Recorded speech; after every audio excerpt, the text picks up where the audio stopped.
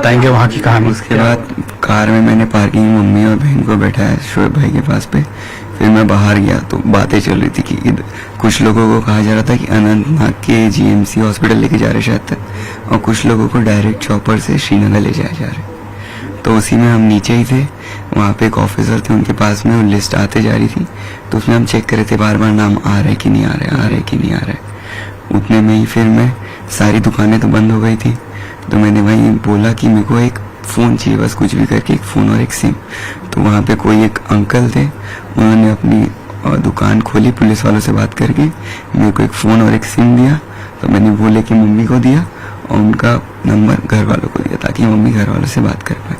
पहले क्या बोला आतंकी ने गोली मारने से पहले? आए बोले कलमा पढ़िए।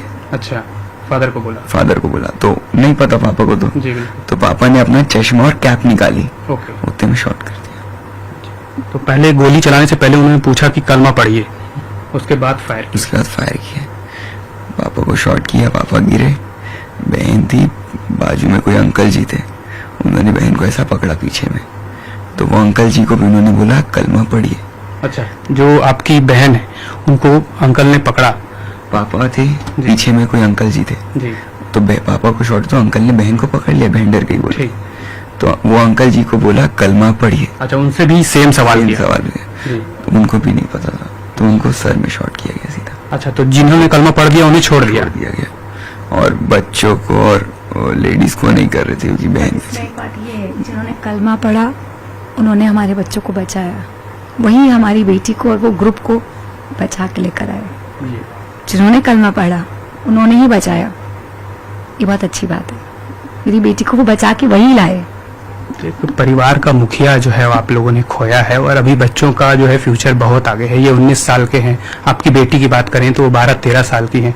तो इसके लेकर जो है वो कुछ उम्मीद आपको सरकार से और आपके बेहतर भविष्य के लिए?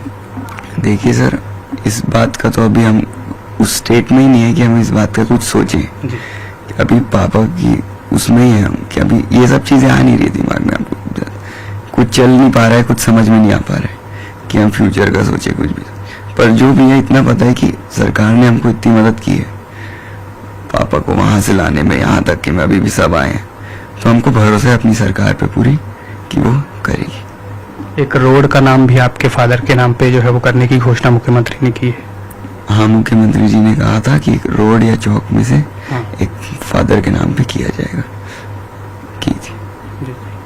कुछ अदर स्टेट से भी जो गए थे वहाँ सिविलियंस, उनकी भी जो है वो हत्या की गई आतंकवादी द्वारा, वहाँ से भी मांग उठ रही है लगातार कि उनको भी शहीद का दर्जा दिया जाए, कुछ नौकरी दी जाए, कुछ मुआवजा दिया जाए। इसको लेकर आप? मैं नहीं बता पाऊंगी क्योंकि मैं तो अभी दुनिया से अनजान हूँ। मेरे घर के गली के बाहर ही क्या हो रहा है मुझे वो नहीं पता भैया, तो मैं दूसरे स्टेट्स का तो कैसे बता सकती हूँ। शहीदों का दर्जा तो बिना कहे अभी कुछ हद तक सरकार ने दे ही दिया। जब अमित शाह जी आके इतना इज्जत से हमें आज विदाई दी है, तो मुझे लगता है वो शहीद ही हो गए मेरे पति। तो बस उसका जो एक लीगल तरीके से सम्मान मिलना है, मुझे उम्मीद है कि मुझे जरूर मिलेगा, मेरे पति को जरूर मिलेगा। उसमें मुझे नहीं लगता कि कहीं कुछ कमी रखी जाएगी। केंद्रीय गृह मंत्री अमित शाह से आप जब मुलाकात हुई, क्या बातचीत हुई, क्या उन्होंने कहा आपसे? उन्होंने बहुत शांति से हमें सुना। वो कहने नहीं आए थे, वो हमारे साथ आए थे कि हम कहें, हम सुने।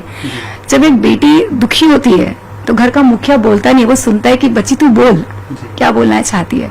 तो हम उसमें बहुत, मुझे कहना चाहिए कि गुस्से में भी थे, दुख में भी थे, हम बहुत कुछ पूछ रहे थे, उनको बता रहे थे, और वो बहुत सुकून से सुन रहे थे। तो बोले सब कुछ किया जाएगा, वो सुन रहे थे हमें। वो आए हैं तो वो करने ही आए हैं, तो उसमें तो कोई दो राय नहीं है, क्योंकि हमने सबने अपनी बातें शेयर की और वो बहुत सुकून से शांति से सुने। सब करेंगे कुछ। इस हमले के बाद प्रधानमंत्री मोदी ने भी एक बड़ी बैठक ली और काफी कड़े फैसले लिए हैं पाकिस्तान के खिलाफ। पाकिस्तान के जितने वीजा थे उनको कैंसिल किया गया है। 48 घंटे के अंदर जो पाकिस्तान के लोग यहाँ पे हैं उन्हें जो है वो भारत छोड़कर जाने को कहा गया है। सिंधु जल संधि जो है वो उन्हें स्थगित की है। तो इतने बड़े बड़े फैसले लिए गए हैं और अब बोला जा रहा है कि एक करारा जवाब दिया जाएगा पाकिस्तान को, क्योंकि ये हमला बहुत बड़ा। देखिए, हमला बड़ा छोटा मुझे नहीं पता, मेरे घर का नुकसान बहुत बड़ा था। मेरा घर खत्म हो गया, मेरे हस्बैंड चले गए, I am a house wife. तो आई डोंट नो कि वो क्या चल रहा है दुनिया में, क्या जवाब देंगे मुझे नहीं पता सर। मेरा घर अभी बिखर गया है, मेरा बच्चा 19 साल का है, तो मुझे नहीं समझ में आ रहा कि अब आगे क्या होगा क्या नहीं होगा। तो इस सब बातें मुझे कुछ समझ में नहीं आई। आप जो पूछ रहे हो, मोदी जी ने स्टेटमेंट दिया होगा, वो हमेशा से ही देश के लिए अच्छा करते हैं, तो वो जो बोलेंगे सही बोलेंगे। देखिए सर, फिर आप मुझे इसमें मेरी राय मांगेंगे ना, मुझे घर की गली का नहीं पता, तो मैं नहीं बता सकूंगी इसके बारे में कुछ भी। शौर से बात करते हैं, जब आखिरी बार आपकी बात हुई आपके पापा से, क्या बातचीत हुई थी? कहीं जाने की, कहीं घूमने की, कि अब यहाँ घूमेंगे वहाँ घूमेंगे? जब ये इंसिडेंट हुआ उससे पहले जस्ट क्या बात हुई होगी आप दोनों की? उससे पहले हम जो अपन जहाँ पे थे, हम मिनी स्विट्जरलैंड बोलते हैं, हाँ। उस वहाँ आने से पहले एक दो जगह और रास्ते में आती है, मेरे को नाम बिल्कुल याद नहीं। तो वहीं से हम घूम के आए थे, नॉर्मली हंसी मजाक चल रहा था, मजाक कर रहे थे अच्छे से, बातें करते करते कि पापा बोल रहे थे लेट हो गई है, चलो घूम लो तुम, थोड़ा खा के निकलते हैं।